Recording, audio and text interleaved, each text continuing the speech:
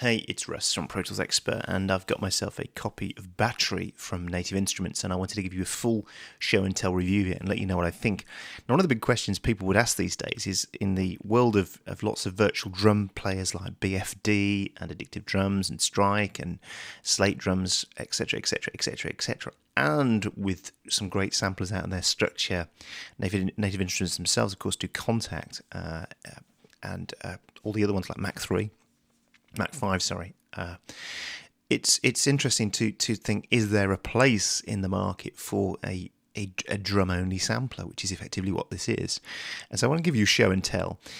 This is clearly aimed at the dance and that side of the market. It's not aimed at those who are trying to make great drum sounds that sound like drummers playing. So, for example, they've already got their own studio drummer and the Abbey Road kits and stuff built into Contact. So it's not aimed at that at all. It's aimed at those of us that want to build grooves and stuff.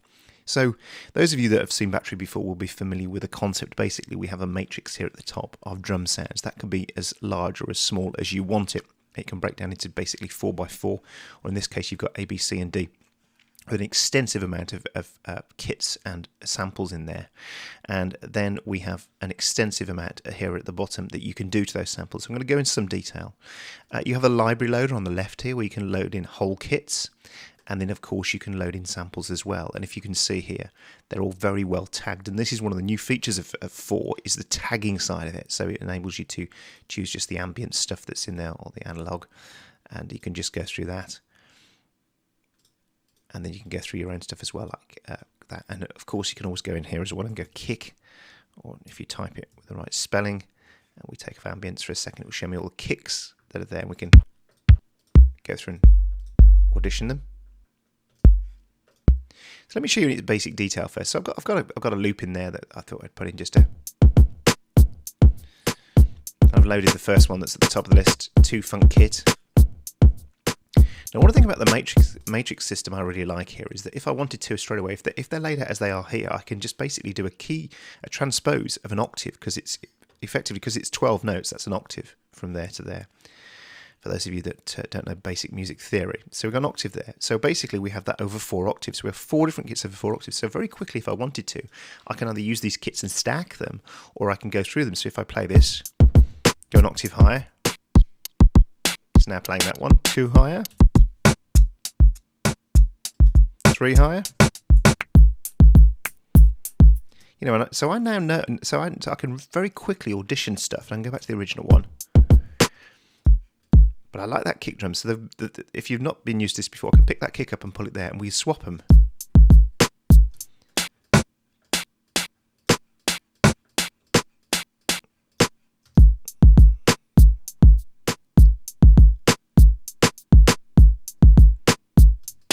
And the next thing you can do as well is we can stack stuff as well. We can build very big kits. So we got that snare funk there. We can go to editor here, and we can see that it's just one sample there.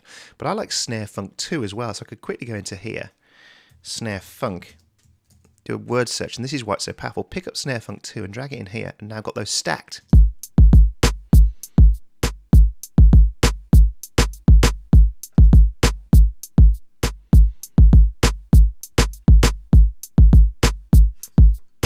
Tune them.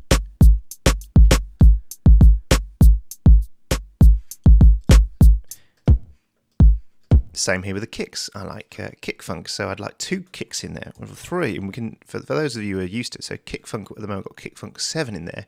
I'd like kick funk 1 in as well. Put those in. It's got 2 kicks in there now.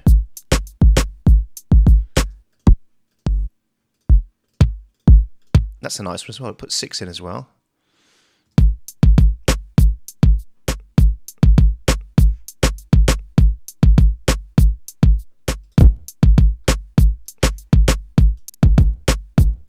So 3 kicks in there now. Tune them all separately.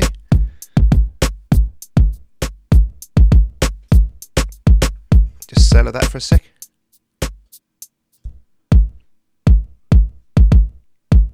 Got three kicks in there now.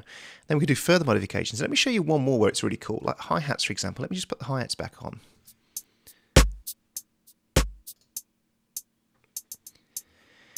Put hi-hats in now.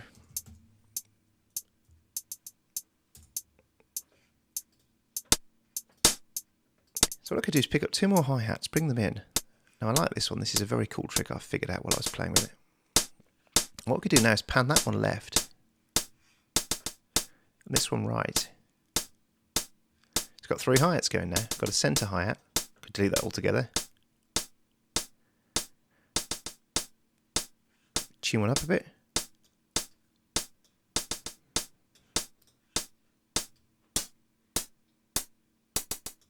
Yeah, like that.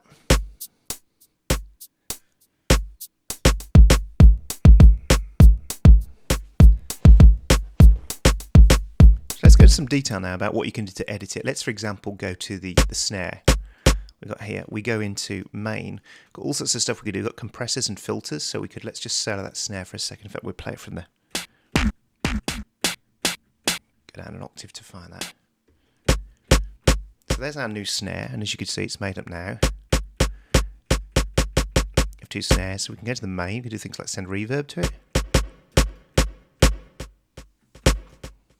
Put a bit of delay on it. We can modify that as well in some more detail. Can put volume envelopes on it as well, make it much more snappy.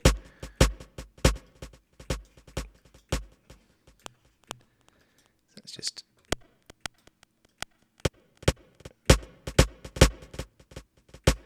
take that delay. So you see very quickly put pitch envelopes on it as well. Go and do all sorts of stuff with the pitch envelope, it's quite fun.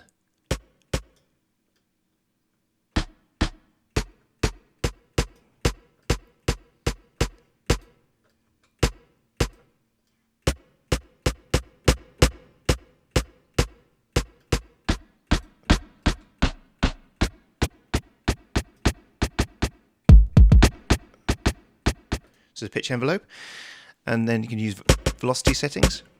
It's on all the time there, or full velocity.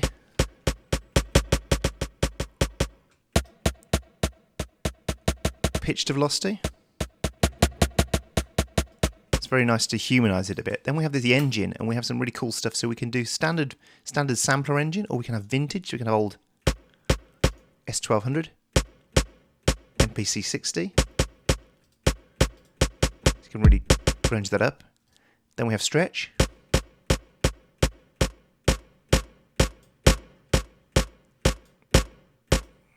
And back to Stamper again. Then we've got a nice filter. Just a basic filter. A high and low pass and a compressor. Give that some snap. Let's go to the second one. Then got saturation. So we haven't finished yet. Some tape snaps.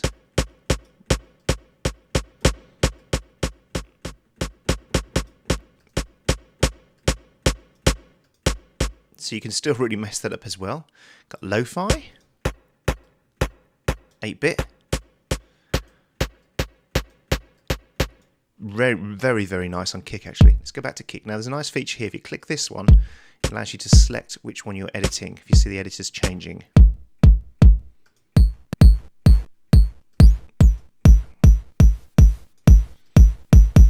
can really mash that up. And again, some really nice filtering. So there's a full EQ there. Solid G compressions built in, which is very nice. So we want to put a nice bit 100 Hertz in there a bit. And low, get some of these high mids out. It's very nice. Now, a really nice effect, which I love to bits, of course, there's a really lovely compressor as well with different features on it as well, is, coming back to the snare for a second, is the Transient module. Love them to bits. And there's some, of course, there's some presets built in, but if you want to use it to make a snappier snare, lay it back a bit. So basically this changes the attack and decay of both the top, the sustain and the attack. So you can pull it back a bit, push it forward, have a longer snare. Very snappy snare, very nice on kicks. Let me show you.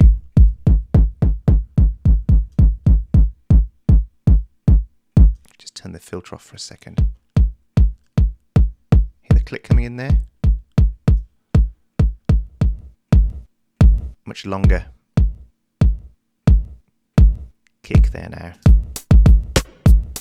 Of course, remember to switch this off if you want to be modding something while you're playing a rhythm in the background, otherwise it's going to keep jumping between them.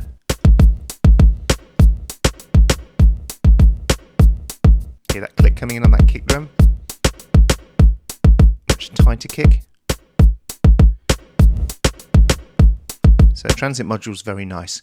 Then we have modulation sources as well, so we can do things like we could auto pan this snare.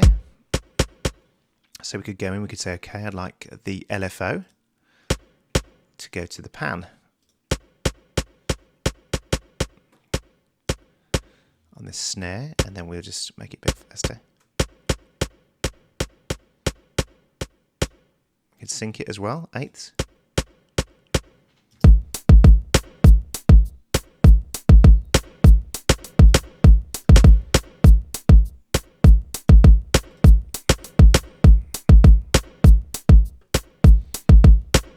Use different LFO patterns.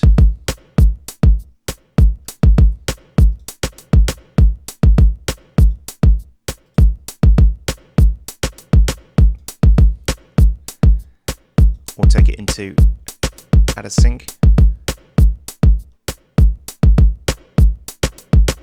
Just some random stuff. Just pitch as well. Pitch is nice.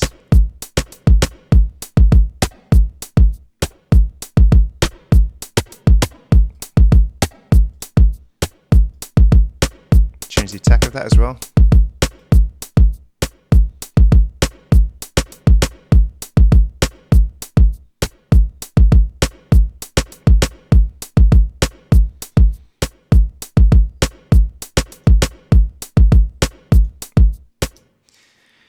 And then we have a setup page. We could change the input velocity, the voice groups. We can put them into voice groups, which are very helpful if you're using snares and stuff. Now, really nice as well is articulation.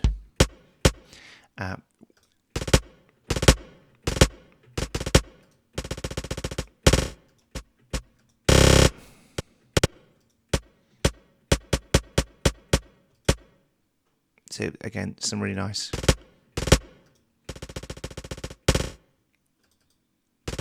That's very useful.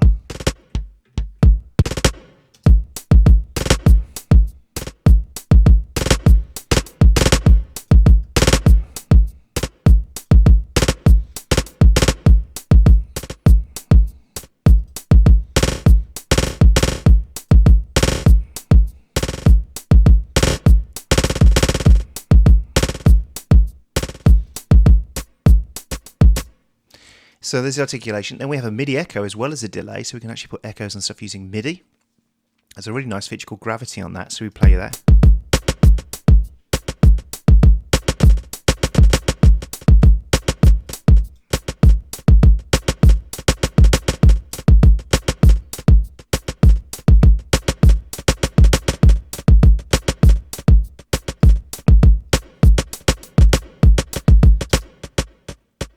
Hear the gravity working there.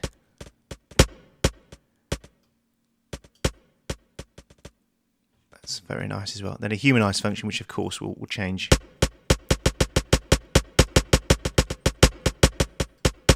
Change sound and timing, pitch and time.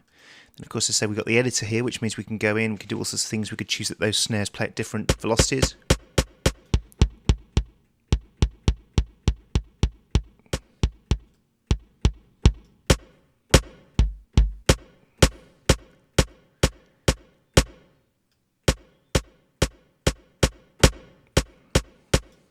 Tune this one lower.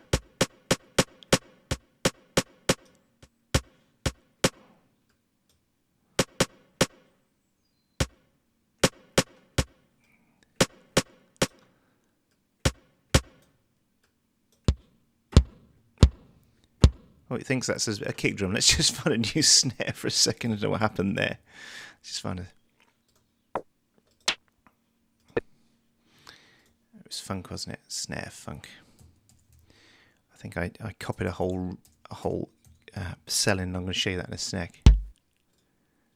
Oh, it actually seems to be misnamed sound within their library. I thought it was my mistake. So let's lose that one, delete it out.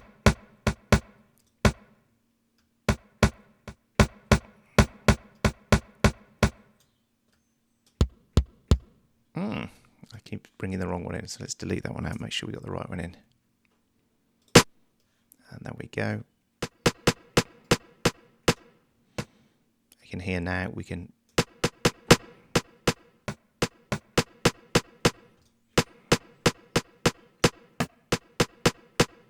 and of course you could do that across a whole range, and that there's some really great sounds in here that do that.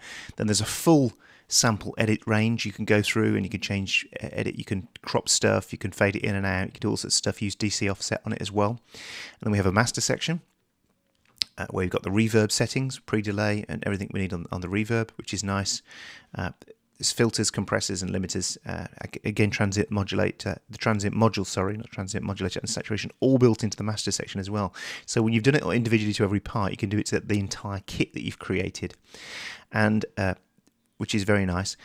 We have buses as well, which means that we could have all the snares we wanted to working on just one bus. Let's say, or let's say all the kicks, for example. Let's choose all the kicks, and all you have to do is pick them up and drag them here. Let's put all those into here. So all these, you just literally drag them. So all these now are controlled by that. I can actually name that as well. I could call that kick. Let's rename that kicks. So all my kicks are now controlled from there.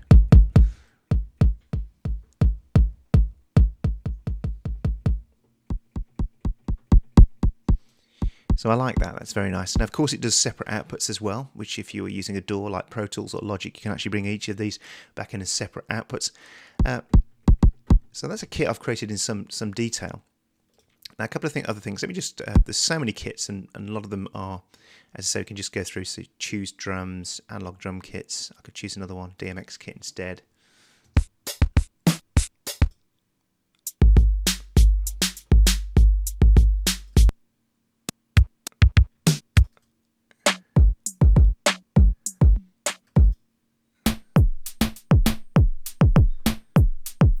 Building a kit is simple as well, so I've got a couple I've built already. So I've got an MPC hip hop kit.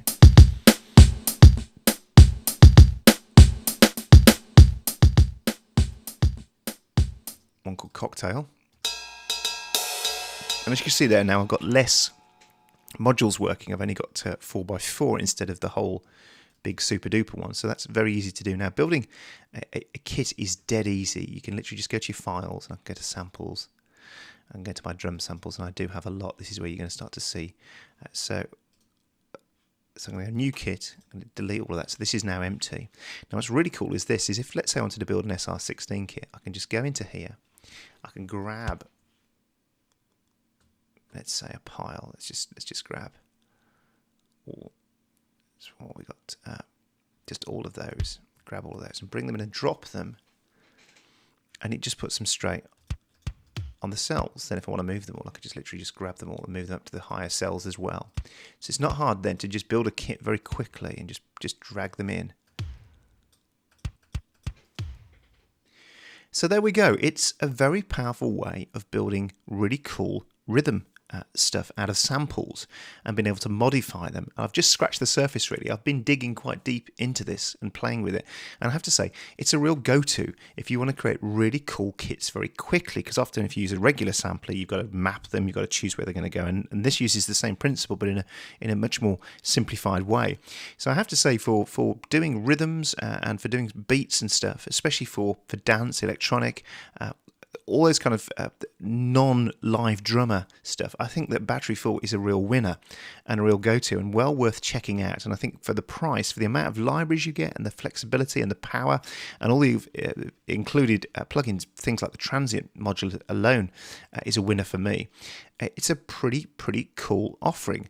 And I think Battery is a kind of poor cousin of a lot of the stuff that Native Instruments make, but I think on this occasion this should change that. I think Battery 4 is a real winner and a great upgrade and well worth checking out. So go over to the Native Instruments site and check it out.